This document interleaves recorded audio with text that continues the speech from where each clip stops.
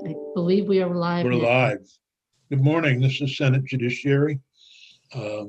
Welcome to the 2021-22 session of the legislature. Senate Judiciary Committee is meeting remotely. We are certainly fortunate to have the same cast of characters, at least in my view, as we had last year and the year before. We're fortunate to have Peggy Delaney as our committee assistant, Eric Fitzpatrick, Bryn Hare, and Michelle Childs as our main ledge counsel, but we have others. And we are fortunate to have Senator Philip Baruth as our vice chair. We do need to select a clerk amongst the other members of the committee. We have a volunteer. I mean, I know Alice's vault will be open soon, hopefully. And it seems to me that since she sits next right to the vault, I would ask her if she'd be willing to be the clerk of the committee. And she has the fluff. And she does the fluff. Thank goodness I threw it out. Yeah, maybe we should throw that jar of fluff out. Although I have, when my granddaughter was here, she insisted on having a jar of fluff. So we have a jar here that I can bring out at any time that you think is appropriate. Very good. So are you willing to serve as clerk, Senator Nitka? Yes, if no one else is desperately wanting the position, yes, I'd be very willing to. Thank you. I appreciate that. So do we have to elect the clerk or do we just appoint it? Do you know? Anybody know? Never. I think we just appoint them. Okay. Senator Nitka has volunteered to be the clerk. And I once again, because we're meeting on Zoom, but I did want to talk about our priorities, and I sent out a memo with the priorities that I have, and they are, and then we'll go to yours. I think mine are pretty. One of the biggest priorities, I think, is the issue of trials and the delay in trials. I think that it's not going to be easy, and I'm really worried about it. Now I can't find my words. It's going to be very difficult to continue to keep the prison population down once the trials start back up. So I think we need to monitor that, and that's on the agenda for tomorrow. But there is a tremendous backlog there was already a backlog on civil trials, and now there's a huge backlog in criminal trials. So, and we've had, there are people who are have a right to trial by jury, and we haven't seen them, and they're.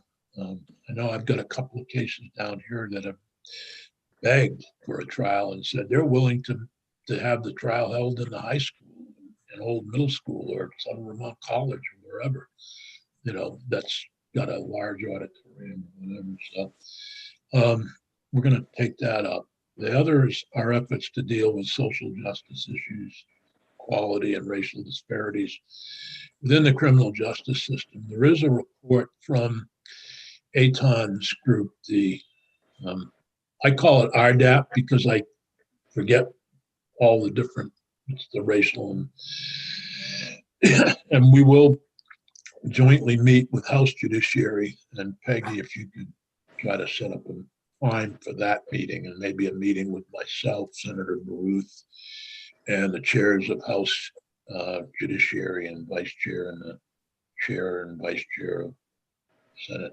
House Institution. Incorrect. Yeah, Bill. Back on the trial issue, Yeah. it seems like the linchpin is vaccination on when we're going to be able to get things going again. So I have no idea how prison populations, correction officers, judges, et cetera, fit into the rollout scheme. So maybe that's something we should ask the Department of Health about. Yeah. Can you get a memo to DOH and Monica Weber? She's testifying tomorrow, asking about that. Peggy? It's actually not Monica. It's, I forget what her name Al? is. I've updated. Al her. Cormier, Hold on. It's Dale Crook? Cheryl Elverito. Oh, yeah, that's the Yeah. deputy commissioner, right? Yep. And what did you want me to ask? I'm sorry, I missed the last, what Senator Bruce said at the end. Senator Bruce would like, and that's a good question, is what is the rollout for vaccinations Okay. for prison staff as well as inmates? Staff and inmates. Okay. And also, maybe Judge Grierson knows, is there any priority for the judicial, system? Right. Good question. And this Yeah, is one for of the the biggest- trials part, right? Yeah, Okay. yeah, One tomorrow of the morning. biggest, one of the biggest log jams right now is the inability of both prosecutors and defense attorneys to have any leverage in settling cases because of the absence of a pending jury trial. And that is the final bulwark of settling cases. My caseload, my filing cabinet has tripled, and I can't get rid of any cases. So moving forward, I think it's a valid question to ask whether or not the vaccine rollout should incorporate judges, court staff, prosecutors, and defense attorneys in order to bring this branch of government some movement on the rails. Okay. Maybe we may not have time tomorrow, but we certainly can do it on Friday morning. We have a little extra time at 10:45 to 11:30 on Friday just to talk about if the Department of Health could come over and talk about the schedule for vaccinations amongst this group, Peggy. The other issue, Joe, that you brought up to me and that I've asked them to talk about tomorrow is the inability for attorneys to talk to their clients who are incarcerated. Because you can't, you've got you said the other day you were like an hour run. Yeah, the basic problem is that the Zoom conferences that are set up, that they're actually called WebEx, but those conferences are set up on the same lines that we normally have access to our clients in facilities. And when that room is occupied for a defendant who's in court, there's absolutely no access otherwise for other defendants to be talking to their attorneys. So that's problematic. The individual on the court hearing can take a break and talk with his attorney, but prior to and after, that line is then blocked, so there can't be any communication. That may be an IT issue and something altogether that has to be dealt with eventually by appropriations. The plan is to take that up tomorrow as well, that issue with the different folks. My other thing that I listed was continued focus on the reforms of the criminal and juvenile justice systems. And that includes the expungement bill that we passed last year, as well as the bills that will be upcoming on probation and other work of the Justice Reinvestment Committee that Senator Nick and I have been working on. And Bryn has ably been, we had our last meeting and the report will be out soon. And we're building some legislation based upon the report on other issues, but probation is specifically targeted. One of the proposal is to have probation. It's mirrored on Montana's justice reinvestment law regarding probation, and that is that at the midpoint currently there is a hearing that can take place, but it's pretty informal on whether or not the person should continue on probation. You want to formalize that so that it forces the the idea would be, unless there's a good reason to keep the person on probation, discharge them. Because most people fail on probation, according to the statistics, in the first 7 to 8 months of probation period. And then after that, they get caught up sometimes in technical violations, but there doesn't seem to be a reason to keep them on, and that would avoid. Lower our probation numbers allow us to continue to concentrate on those that are in the community that need the most attention. Dick, am I safe in assuming that the Woodside replacement discussion is part of that? To the extent, the only place where, I mean, I haven't decided yet, but I think your committee needs to be involved in that too, because it gets confusing. I got a call from Sarah Squirrel. She wants to bulldoze the current Woodside and turn it into a mental health facility.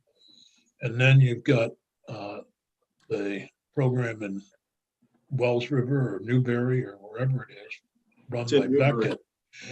What I'm hearing from people, both of the replacements for Woodside are down here in Bennington right now. One's at my old company, Seahall Inc., which is 204, 206, and a bunch of other depot programs. And the other is at the Bennington School for Girls, run by Beckett. And they're taking kids that would otherwise be in Woodside right now. And they're having tremendous problems, I know, in terms of behavioral issues. So Well, Jane and I were on a conference call yesterday with Beckett, and they're trying to figure out where they fit into this puzzle with respect to the Newberry facility and whether they want to continue or not. I told them yesterday that I was assuming we were going to have conversation with them because I think it's the policy committees that have to be making decisions, and of course the institutions committees, but I suggested strongly to Jay, whatever his name is, that he may want to be in touch with you and with Alice Emmons, because that's where the policy conversation starts. Well, we are in charge of juvenile justice issues. And so that any replacement for Woodside should take us. And could you put that on as one of the priorities, Peggy, the replacement of Woodside and the juvenile justice system? Because one of the things in the contract and I don't think they haven't signed a contract yet, have they? I don't believe so. I think they're still waiting to see where the state is intending to go. And one of the issues that I've raised is, what do you do with Department of Corrections people who are under 18? There's anytime there are from time to time 3 to 4 of those kids, and they cannot be housed in a correctional center, even if they're serious felons. They have to be held in a separate facility. So my understanding was that from DCF and DOC was that their agreement with Beckett would allow them to send those kids to Beckett. But if there is no contract yet, it's kind of, I don't know. And I know that they have signed a contract to take lower level kids and put them in 204 and 206 depot, specifically 206 depot in Bennington, and the Bennington School for Girls in Bennington. I don't know, what they are doing right now with kids that are not really shouldn't be there. I assume they're at Sununu. So yeah, that's a good piece of something we should take up sooner rather than later. Can I ask a question? Is Beckett running the Bennington School for Girls also? Yeah, yes. I don't know. I think it's got a different name, and I'm probably using the wrong name. That's okay. It's the one on Fairview Street and Madison Road, right down. Actually, there's 2 facilities right in my 3 facilities in my neighborhood. Right. So it's interesting. We have a runaway. We get all kinds of police So a couple issues came up when we met with our community justice centers. And one of them is, and I'm not sure this is a legislative thing or if it's administrative, but we apparently do not allow domestic violence cases to use restorative justice. I had never heard that before, but that's what the community justice centers said, is that they are prohibited from having DV cases. And the other thing is, I thought TAMRAC allowed that. huh? The TAMRAC program, I thought that allowed that. I don't know that, and it may Did be. somebody, Michelle, do you know? I don't know what they're doing now, but I do recall that a few years back, you guys did take up this issue, and I think there maybe was a pilot. There was something that they were going to explore whether or not there could be restorative justice in certain circumstances. I can circle back. I can talk to Sarah at the network and kind of maybe just see where that's at, if that's helpful. Okay. And the other thing that came up from them was there's a program, and I just made a note of this, and now for the life of me, I can't remember what it did, but it's called Open Ears, and it's in the corrections facilities, but they would think it would be valuable to also be able to offer it outside. It's an opportunity for people who are corrections inmates to talk to other inmates about problems they're hearing. And for example, you're having trouble being bullied, you're in jail, and other inmates will volunteer to, as I understand the program, have volunteered, and we can check with DLC, but I'm pretty sure it's that program. Those in a group of inmates, and we heard testimony on that, I think, at one of our meetings. Yeah, A Northwest. group of inmates, a group of inmates have volunteered to be the ears. So a young person's getting bullied, and they will talk to the person about and try to help, rather than having to go to the guards and say, I'm being bullied by Joe Schmo. I don't know what they meant then by bringing it outside, but I just have. It's kind of a way of avoiding making a complaint to the administration, which often results in further retribution to that individual.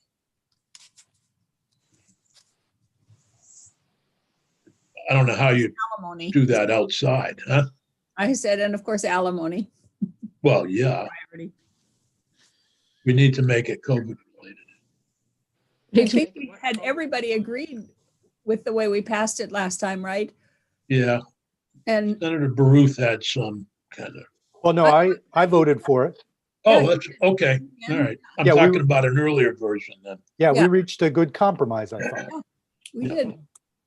What's wrong with it now? It's another House issue. won't take it up. Oh, that's where it ended up, I see. Yeah. I see. Other items?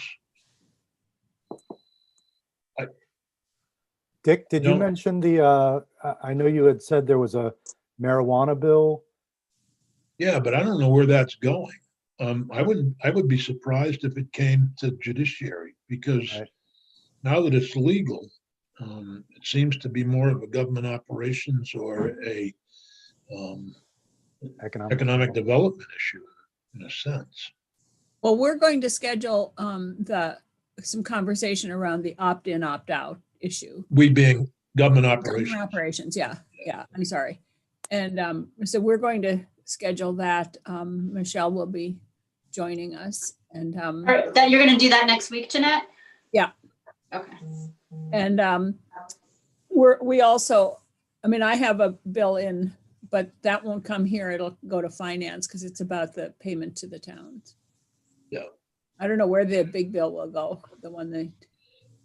Well, actually, I think it's either government ops or that big bill has the opt-in, opt-out section. Mhm. We're So maybe talking, we'll just look at the it's a whole bill that Senator White, Senator Benning, Senator Pearson, and I have introduced. Maybe we'll just look at the whole bill then. correct some of the things that, yeah, the whole bill, but I don't know that it would come here. Yeah, Maybe Bobby will take it. Maybe. It actually, There's no ag in that draft. Oh, okay. Well, Doesn't actually matter. there is. Never there mind. is ag in the There is draft. There actually. is ag because I don't think he knows what would happen if he makes it an agricultural product. Well, eventually he and Bray will fight over it, whether it's a forest or not. Right. the canopy. Canopy. We also have, and Senator Ruth may want to discuss. We have a firearms bill, the waiting period bill that was sent to us today.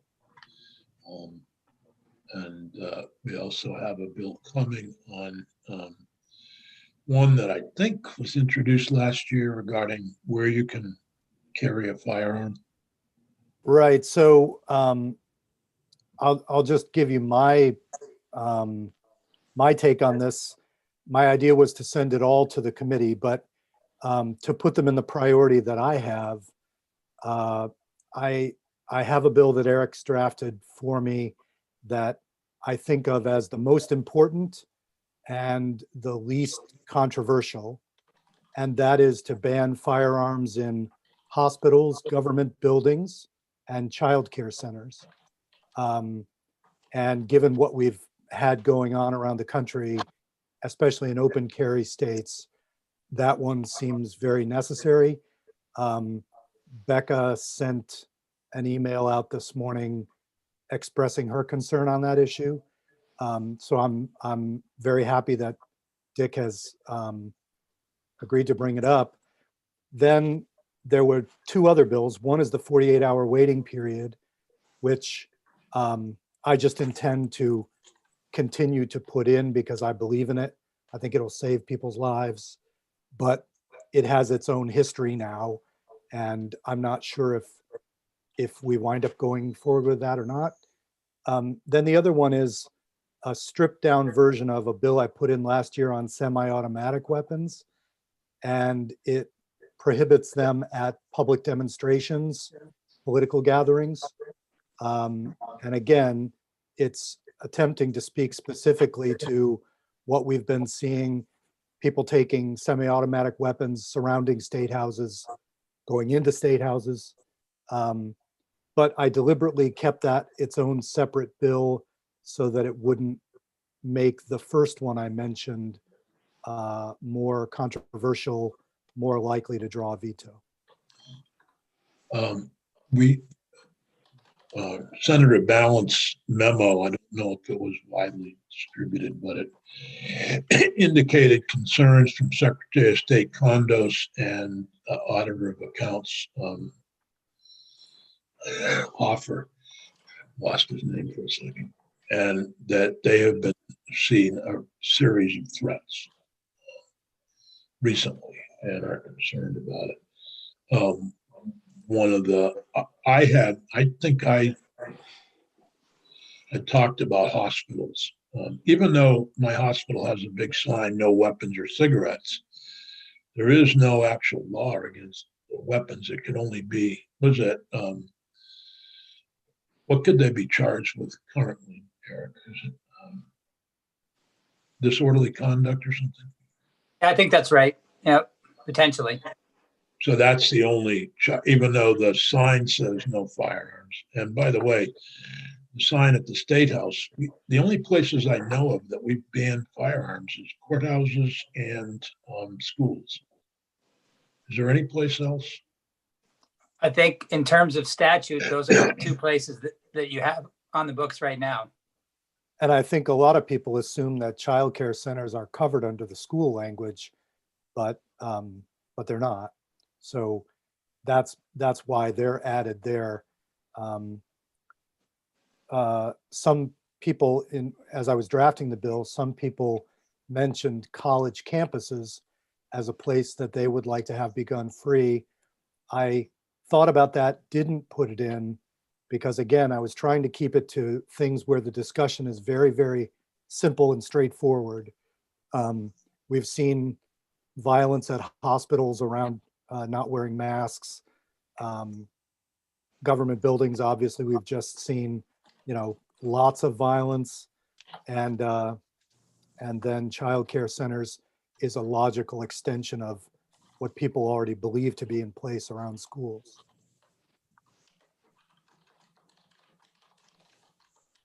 Well, I think we'll schedule that next week, and assuming at least a draft to work from that can be sent out to witnesses, and try to hear from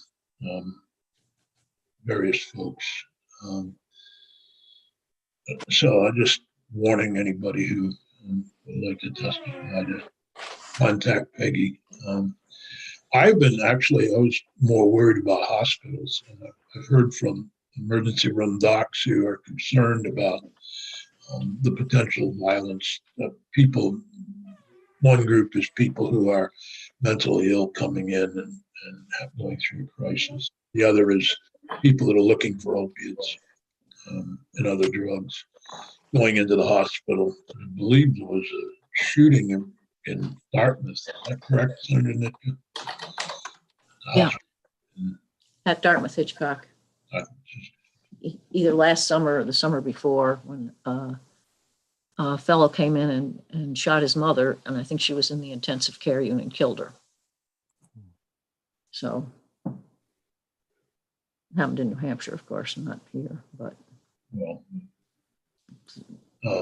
it is. I've been concerned about. I actually had conversations about the hospital issue with folks from the Federation of Sportsmen's Clubs last year, and they didn't express huge opposition. I don't know if it will be when we take it up next week. So.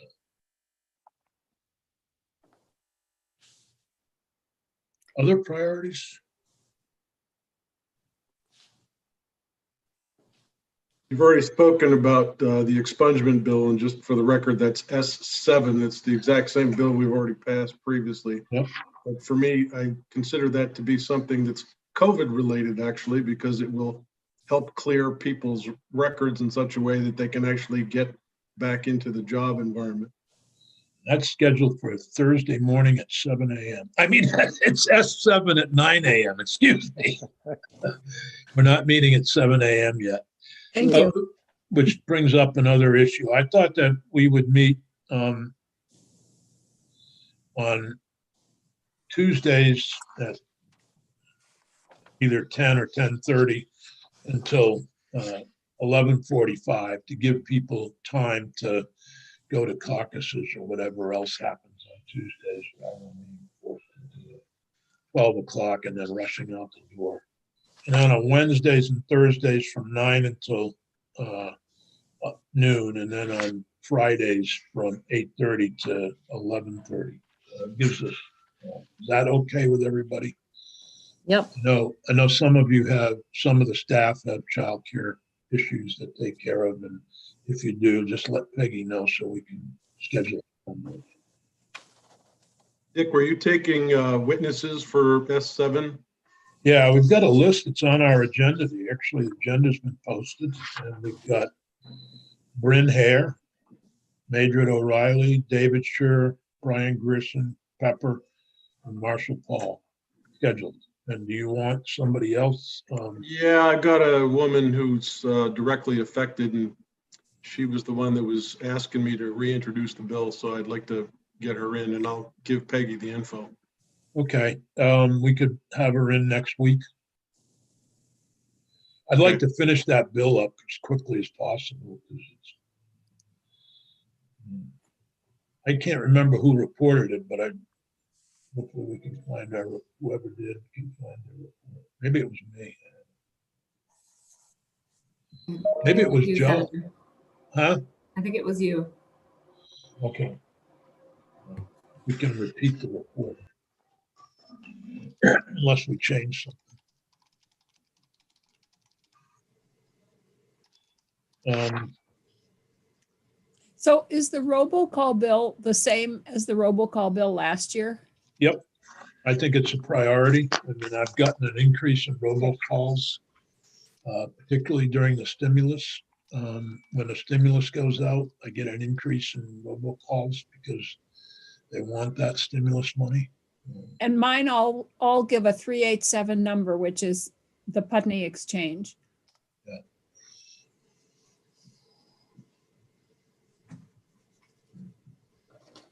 I guess there's file comments on the YouTube function.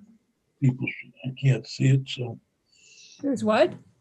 file comments on the YouTube, but that's, unfortunate, You can make comments on YouTube? evidently. Oh, yeah. Oh, Peggy, could I just ask you to shoot me a quick email with your contact information that I can send to this person? We just lost the meeting. Oh, no, okay. Are you there, Peggy? Yep. Can you hear me, Senator Sears? Yes. Yep, I'm here. Why don't you share those YouTube comments with Capitol Police? Yeah, I will. I let IT know, but I will let Capitol Police know. That's a good idea.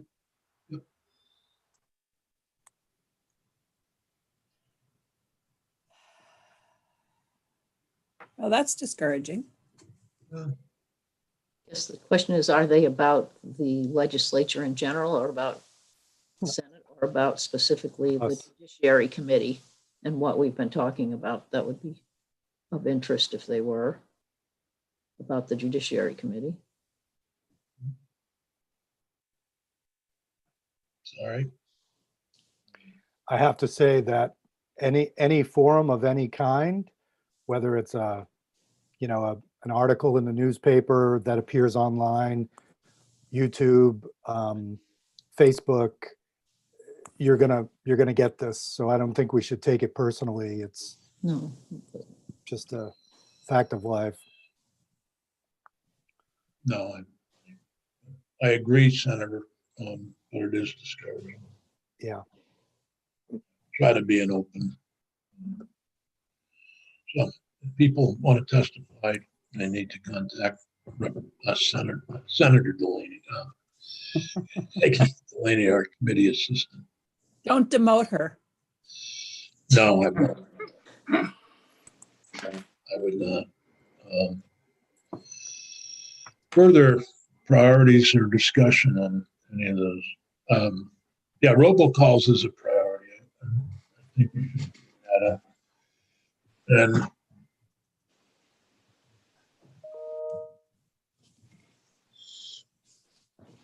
I have, my dog wants to get on my, Oh, on the guest room bed. He loves that bed. oh, I thought it was on the keyboard. Keeping him out of there. Oh. So can I just make a comment about the training we had the other day? Yeah. I was just thinking about this because I have to move from this room, which is where our phone is and everything. We still have a landline. And so I have to move away from this room and into another room as soon as we get another computer. And the comment, and I had never ever thought about it before, but what you have in your background could be, I mean, we need to be a little bit careful about what we have in the behind us in terms of potential Incriminating evidence.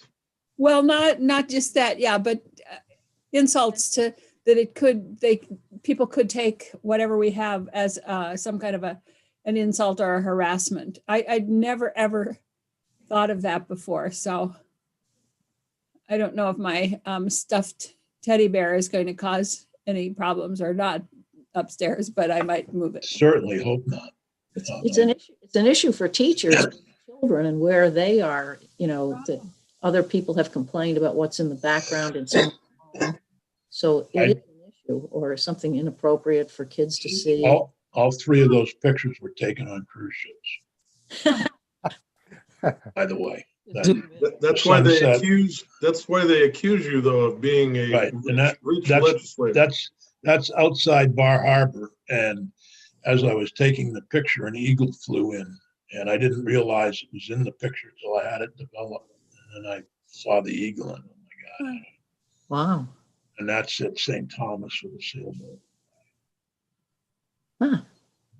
And that covers my old landline. Well, I'm wondering if we stayed on this forum for a long time, it seems like it would be inevitable that we'd see here what I see happening at the national level, which is people seeding their background with messages that they want to put out. And that gets you into, that's something we would never allow on the Senate floor, you know, but if it's in somebody's home and they want to put up a block of wood that spells out, you know, legalize marijuana, it seems like eventually we might need a Senate permanent rule that speaks to that, you know? I think you're Well, right. Yeah. I think we could certainly put something right behind Eric's, go Red Sox, right behind on Eric's curtains, right behind him. I think we could put a big Go Red Sox sign on there. I think there might be some protests from other people in my family if I did that. Although my sister-in-law would probably put it there for me. But yeah, you're right. I hadn't thought of that. Eric, Michelle, and Bryn, you guys weren't on the Senate Zoom lead up earlier this morning, but Dick McCormick was accusing Dick Sears and I of beginning to look like each other. What do you think? Yeah. I can see why people get confused. Well, I got to get a haircut sometime in the next 2 weeks, so then we'll see, Joe. Yeah, it's getting out of control, Dick.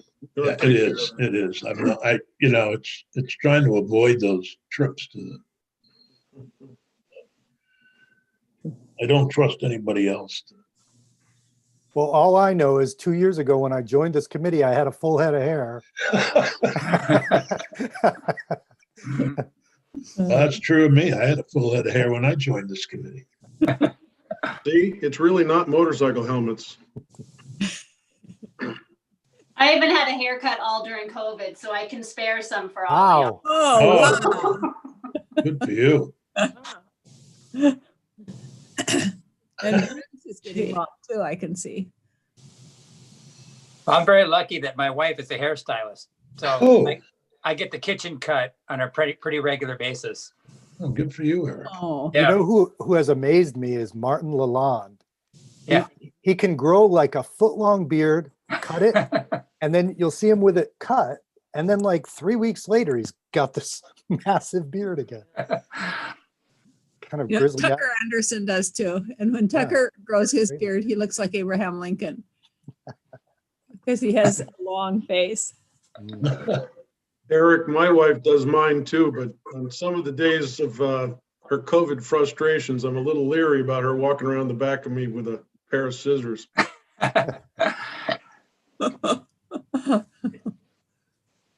Well, you cut everybody's in my family.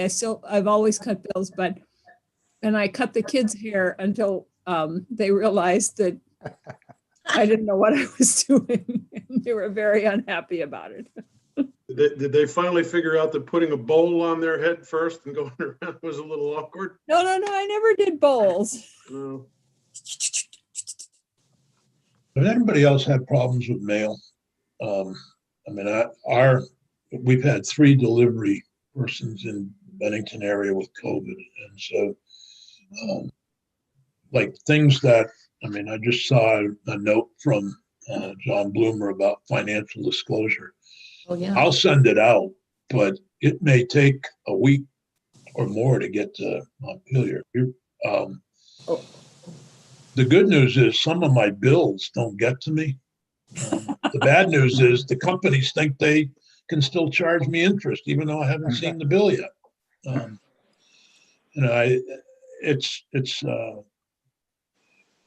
It is truly an impact. And so when there's deadlines like sending in certain things, I'm not seeing it. I had talked to Peggy about us getting copies of our bills Yeah. sent to us, so we don't have to print out copies of long bills. And I would like to have that happen if possible. Any bill that's referred to this committee gets sent to the committee members. That would be great. I'm not sure who you would talk to about that, because I know there's been some policies regarding that. Maybe, I don't know who you would talk. Tony is the person in the copy room that does it. But I don't know that Tony can make the decision, so Yeah, I I don't- guess I would ask that you prepare a memo on behalf of all of us, Okay. members of the committee, Peggy, that we can send to Luke, I guess. And to John Bloomer too, because And to John Bloomer. they have always kept a paper bill file. And I don't know if they're doing that now or even if those bills are being printed that way, but if they are. Right now, I'm willing to print out, copies, but eventually that becomes quite, particularly when you get long bills. Yeah, you keep running out of ink. Yep. So anyway, that's one request. So if you could, I guess Luke would be the one. I don't know. Yeah, let me email Luke first and see what he says. Okay. I don't know if he's the right person, but he'll direct me to the right person. All right. Or Mike Ferrant. Well, I spoke to Senator Ballant about it. She seemed okay with the idea. I'll talk to Mike Ferrant about it. I think actually he's the person. Okay. Are there any other priorities besides robocalls?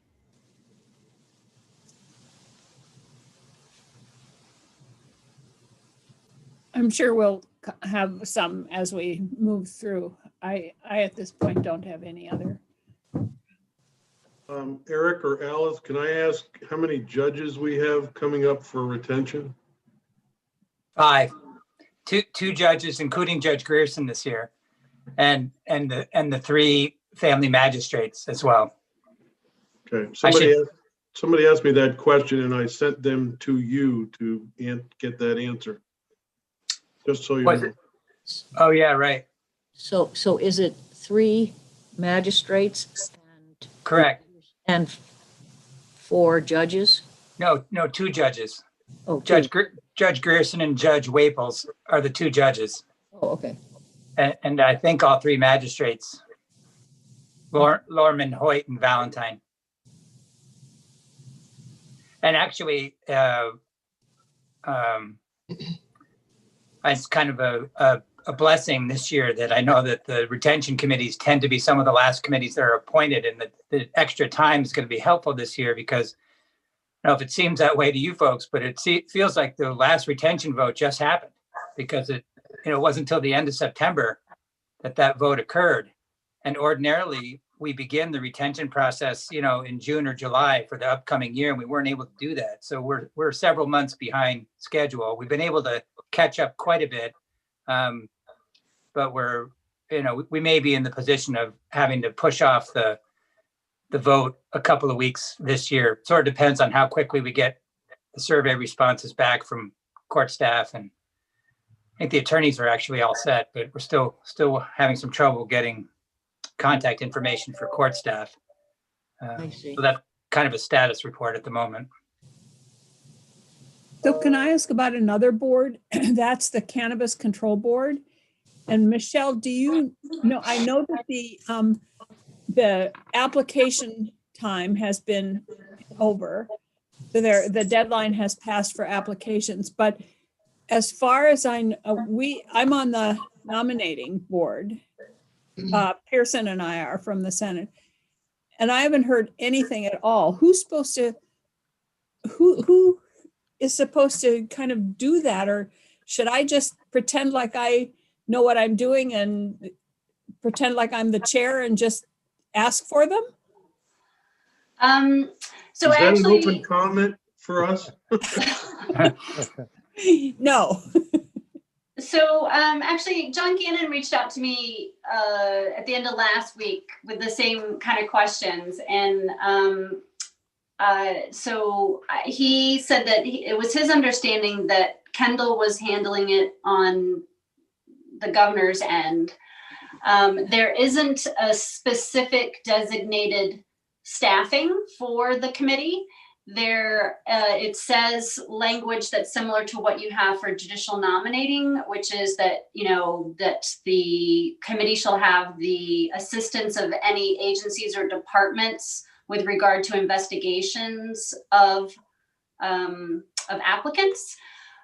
So I think the thing to do is to connect with the governor's office and see, are they planning on staffing this? Are they moving ahead?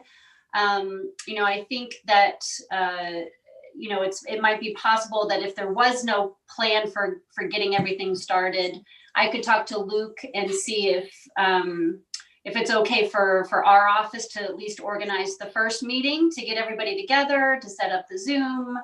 I could go through the charge and just help get everyone oriented a little bit. I'd have to again check because we're not designated staff. And Luke would probably be okay, but I could check.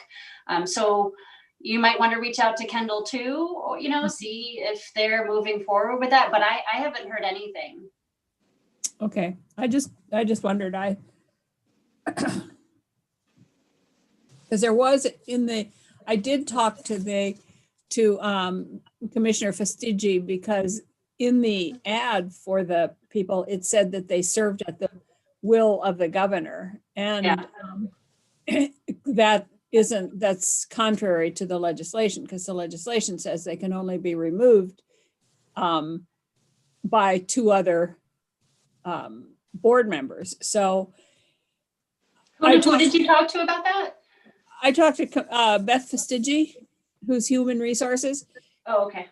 And I asked if that was purposely put in there or if it was just kind of part of their standard ad that they put in. And she said that it was part of their standard ad.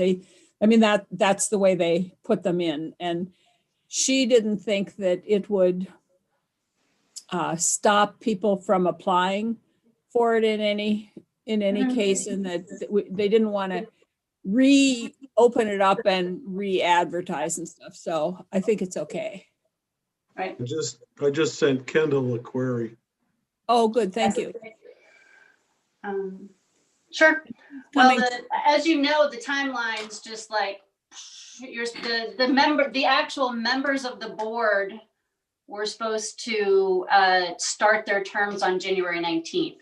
Mm-hmm. So that's if it, or whoever it comes to, if it's in GovOps next week, there's the opt-in, opt-out, but somebody's going to really need to look at the timeline, because a lot of this, all the stuff that y'all asked for reporting back, this year, to be able to make decisions around the fees, around advertising, things like that. I'm not really sure how that's all going to work. So. Okay. Thanks.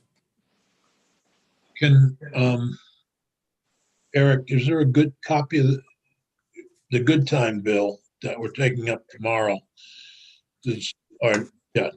Thursday. Yeah, tomorrow. Tomorrow, yep. A draft's been circulated because it hasn't been introduced, right?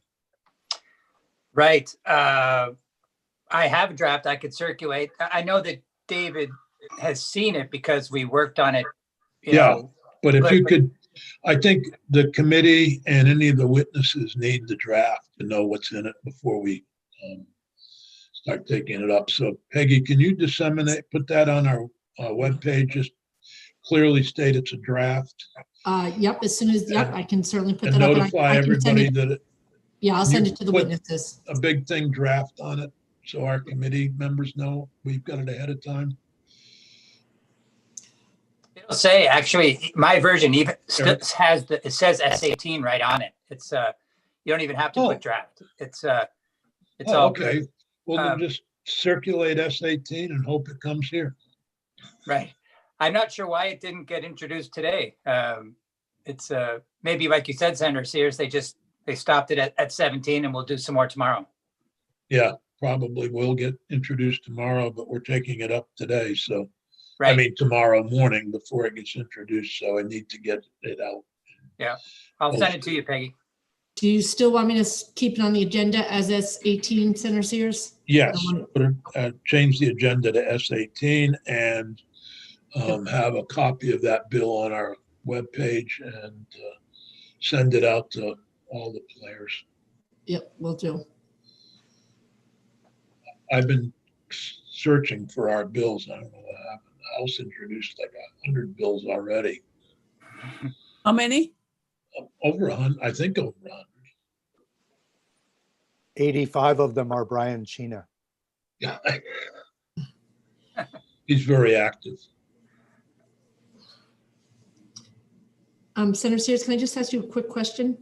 Yes. For tomorrow, Cheryl and Brian Grierson, Judge Grierson, you want to hear about the vaccine rollout from their perspective. And then on Friday, you want to hear from the Department of Health. Yeah, but maybe we should put all of them on Friday so that they have time to check it out. Okay, so I won't have them. Okay, that's fine. Yep. Ask them to report on the, put Friday at 10:45, report on vaccination plan for criminal justice system. Okay, just want to make sure. Department of Health, court, Department of Corrections. It shouldn't take long to just report on their status and what they're planning.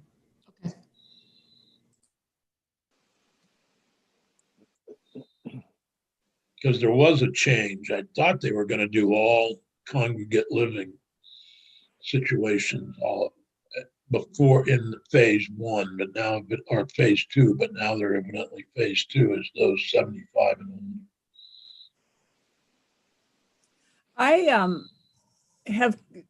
I don't know if whose responsibility or how we do this, if this is leadership or whatever, but how, if we have any say in how the rollout happens and what happens. I have a real concern that somebody like me is going to get this vaccine before those frontline workers who have to be at the grocery store or the gas station or people in corrections, the guards in corrections.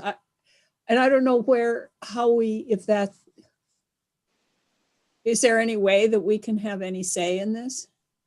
I would assume that it'd be through the health department or Secretary of the Agency of Human Services. Maybe we could ask that today in our caucuses.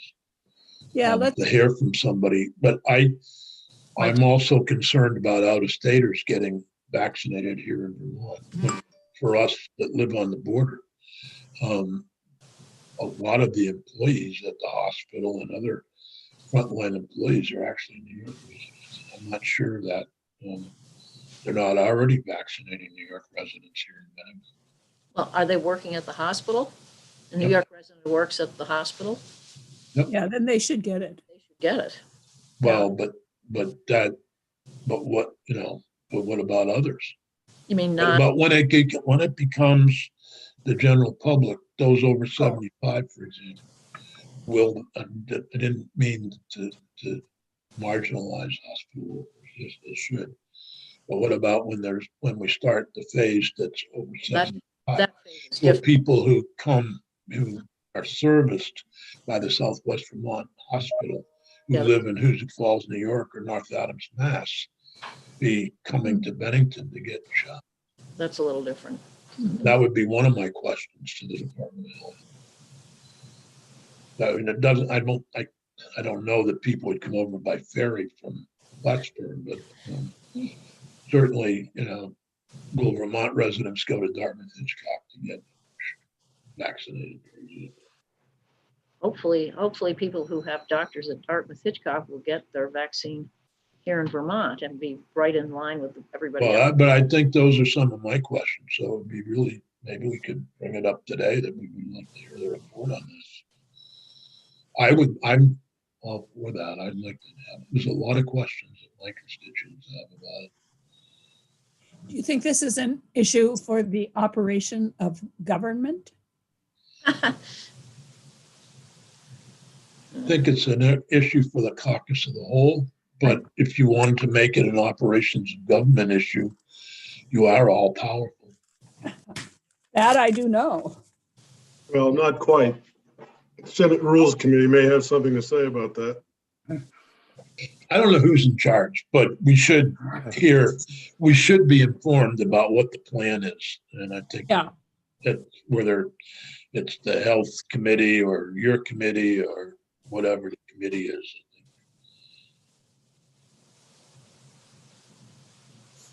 I know I have a number of constituents who have renamed it the Operation Snail Pace from Warp Speed. Yeah.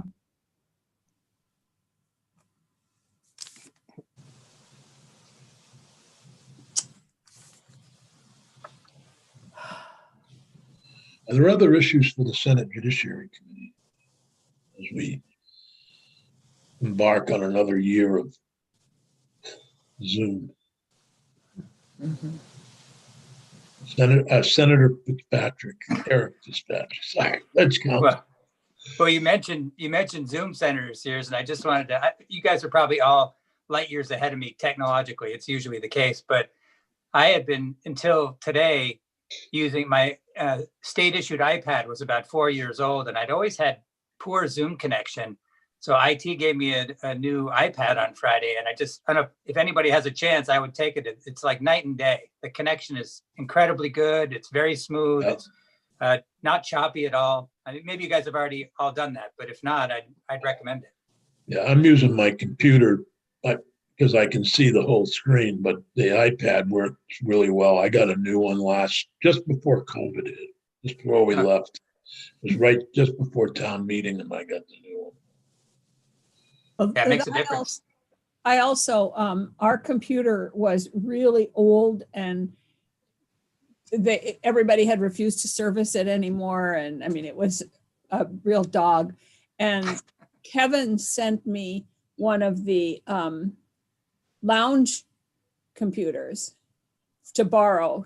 So while we're doing these Zoom meetings, and that's been a godsend. And now, because I'm going to have to move it upstairs, we're going to have to get one for downstairs. But yeah, just having a decent equipment makes a huge difference. Yeah. Any other questions, comments? Great. See you all tomorrow morning at Thank you. whatever time that is. 9 a.m. 9 o'clock. Goodbye. Bye. Peggy,